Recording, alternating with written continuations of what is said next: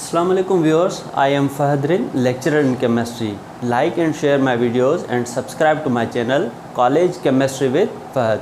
Today we discuss the introduction of atomic structure. Atomic structure के हवाले से पहले आपको मालूम होना चाहिए कि एटम क्या है। एटम जो है वो डेमोक्रिटस साइंटिस्ट ने डिस्कवर किया था। एटम ग्रीक लैंग्वेज से लिया गया एक अल्फाज है जो दो हिस्सों पर मुश्तमिल है। अ मीन्स नॉट और टॉमस मीन्स कटेबल, मीन्स के ऐसी चीज़ जिसको हम मज़ीद ना ब्रेक कर सकें, कट ना कर सकें, उसको उस वक्त नाम दिया गया एटम। तो atom discovered by Democritus, a means not and Thomas means cuttable and that is the Greek language atom. Atom की डेफिनेशन इस तरह से है कि एटम पहले कहा गया कि atom is the smallest particle of matter, कि मैटर का सबसे छोटे से छोटा हिस्सा जो है वो एटम है। अब मैटर जो है anything which occupy space and having mass, उसको हम मैटर कहते हैं। जो डेफिनेशन मैंने यहाँ पे भी लिखी है कि matter anything which occupy space, जो जगह लेगी और उसका कुछ मास होगा, ऐसी हर चीज़ को मैटर कहा जाता है। तो अब जो है एटम को इस तरह से कहा जाता है कि atom is the simplest particle of matter, क्योंकि एटम को अब 100 से ज़्यादा हिस्सों में तकसीम किया जा सकता है। क्योंकि जब डेमोक्रिटस ने एटम को डिस्कवर किया तो उस वक्त इतनी इंस्ट्रूमेंटेशन नहीं थी, इतने एक्सपेरिमेंट नहीं हुए थे, तो इस वजह से वो उसको सही तरह से एक्सप्लेन नहीं कर पाए और उस हिसाब से इसका नाम एटम रख दिया। मगर एटम को 100 से ज़्यादा हिस्सों में तकसीम किया जा सकता है। तो इस हवाले से एटम को हम डिफ़ाइन करेंगे, atom is the simplest particle of matter. तो एटम की definition, atom is simplest particle of matter और स्मॉलेस्ट पार्टिकल ऑफ मैटर भी सही है। जॉन डाल्टन ने एटम के हवाले से थ्योरी दी जिसे हम एटॉमिक थ्योरी कहते हैं, जो कि मैं यहाँ पे डीप में नहीं डिस्कस कर रहा। एटम में अब मुख्तलिफ पार्टिकल्स मौजूद हैं, उनमें इलेक्ट्रॉन, प्रोटॉन, न्यूट्रॉन, मीज़ॉन्स, हाइफॉन, न्यूट्रिनो, पॉजिट्रिनो।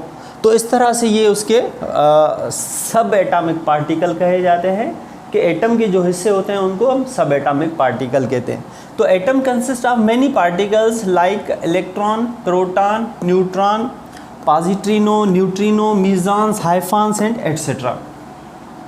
अब इनमें से जो इम्पॉर्टेंट हैं, जो ज़्यादा प्रॉपर्टीज़ ऑफ एटम पे इफ़ेक्ट करते हैं, वो इलेक्ट्रॉन, प्रोटॉन और न्यूट्रॉन हैं।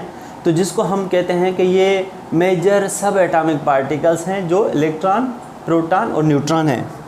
तो E for electron, P for proton, N for neutron play important role in chemical and physical properties of element, के एलिमेंट की केमिकल फिजिकल प्रॉपर्टीज़ में इनका अहम रोल होता है।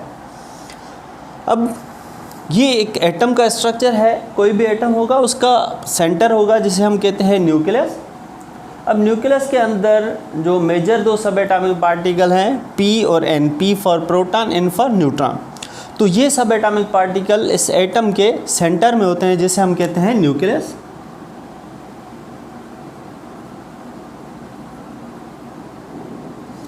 तो इस न्यूक्लियस में प्रोटॉन और न्यूट्रॉन्स होते हैं।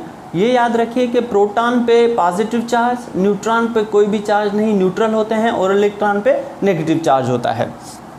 और क्वांटिटी जो चार्ज की होती है प्रोटॉन और इलेक्ट्रॉन पे सेम होती है, सिर्फ रिवर्स होती है, तो प्रोटॉन पॉजिटिव और इलेक्ट्रॉन नेगेटिव। तो न्यूक्लियस में प्रोटॉन और न्यूट्रॉन, बाकी जो इलेक्ट्रॉन है वो उसके सराउंडिंग में जो है वो रिवॉल्व करते रहते हैं। तो ये इलेक्ट्रॉन हो गए, इन एनर्जी लेवल या शेल में रिवॉल्व कर रहे हैं, और सेंटर में जो न्यूक्लियस है एटम का, उसमें प्रोटॉन और न्यूट्रॉन। हर एटम के अंदर एक फिक्स्ड नंबर ऑफ प्रोटॉन्स होते हैं और उसकी बुनियाद पे ही उस एटम को पहचाना जाता है। अब कि कौन से एक्सपेरिमेंट परफॉर्म किए गए और उनकी रिज़ल्ट में कौन से एटम के हवाले से हमें रिज़ल्ट मिली, तो वो ये डिफरेंट मैंने कुछ एक्सपेरिमेंट लिखे हैं। Faraday's law of electrolysis, Faraday scientist हैं, उन्होंने इलेक्ट्रोलाइसिस कराई थ्रू सॉल्यूशन में से बिजली क्रॉस कराई, और इसके रिज़ल्ट में इसको पता चला कि इलेक्ट्रॉन की एक इंडिकेशन दी कि इलेक्ट्रॉन की तरह कोई पार्टिकल्स हैं जो सॉल्यूशन में जो हैं वो मौजूद हैं। उसके बाद क्रूक्स ट्यूब, या जिसे हम डिस्चार्ज ट्यूब कहते हैं, उसकी एक्सपेरिमेंट की मदद से हमें इलेक्ट्रॉन और प्रोटॉन की डिस्कवरी में हेल्प मिली कि इलेक्ट्रॉन और प्रोटॉन जो हैं एटम का हिस्सा हैं। उसके बाद रेडियो एक्टिविटी है, the emission of invisible radiation, उसकी मदद से इलेक्ट्रॉन और प्रोटॉन की कंफर्मेशन हो गई कि वाकई जो क्रूक्स ट्यूब में इलेक्ट्रॉन प्रोटॉन डिस्कवर किए गए थे वो एटम के ही सब एटॉमिक पार्टिकल्स हैं, उसके ही हिस्से हैं और रेडियो एक्टिविटी की मदद से वो कंफर्म्ड हो गए। उसके बाद रदरफोर्ड एक्सपेरिमेंट, इन्होंने एटम का जो न्यूक्लियस है, जो ये वाला मैंने यहाँ पे बताया, उसके हवाले से डिस्कवर किया न्यूक्लियस को कि एटम का न्यूक्लियस है वो उसके सेंटर में है वगैरह। उसके बाद एक साइंटिस्ट चैडविक, जिन्होंने आर्टिफिशियल रेडियो एक्टिविटी की मदद से न्यूट्रॉन्स डिस्कवर्ड किए, तो चैडविक ने न्यूट्रॉन्स डिस्कवर्ड किए। और उसके बाद स्पेक्ट्रोस्कोपिक एक्सपेरिमेंट है। स्पेक्ट्रोस्कोपिक एक्सपेरिमेंट में interaction of electromagnetic radiation with matter होता है और उसके रिजल्ट में उसमें इलेक्ट्रॉन की ट्रांजिशंस होते हैं। तो अब ये जो भी एक्सपेरिमेंट लिखे ये इस चैप्टर नंबर 3 में टॉपिक्स हैं जो 1 बाय 1 एक्सप्लेन किए जाएंगे और इनको डीप में पढ़ाया जाएगा। अब जो एक्चुअल बात थी कि ये लिखने का मकसद ये था कि इसकी मदद से हमें ये एटम के हवाले से रिजल्ट्स मिली जो कि डेमोक्रिटस ने नहीं बताए थे।